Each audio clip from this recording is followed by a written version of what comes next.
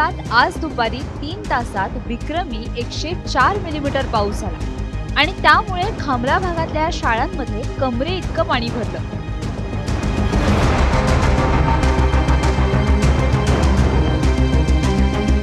सोमवार निकालास आणि सोमवार खामला या दोन शाळा मंगळवारी नेहमीप्रमाणे भरल्या।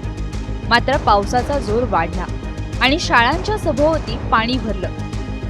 नागपूरमध्ये मागच्या काही तासापासून जो मुसळधार पाऊस सुरू आहे त्यामुळे आपण बघू शकतो की सोमवार शाळा ही खामला परिसरातील त्या शाळेमध्ये कशा प्रकारे पाणी शिरलेलं आहे। त्यामुळे मग इथे फायर ब्रिगेडच्या मदतीने आणि स्थानिकांच्या मदतीने विद्यार्थ्यांना बाहेर काढण्याचं काम सुरू आहे।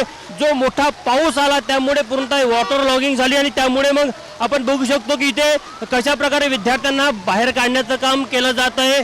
आतमध्ये जर का तुम्ही बघितलं मोठ्या प्रमाणामध्ये विद्यार्थी आहेत ते त्यांचे पालक देखील मोठ्या संख्येने इथे आलेले आहे आणि स्थानिकांच्या मदतीने दोर इथे लावलेला आहे। दोरीच्या मदतीने इथे विद्यार्थ्यांना बाहेर काढण्याचं काम सध्या सुरू असल्याचं आपल्याला पाहायला मिळत आहे।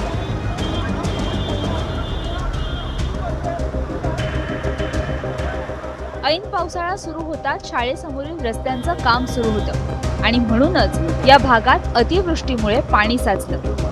शेवटी मानवी साखळी करत मुलांना शाळेतून बाहेर काढण्यात आलं।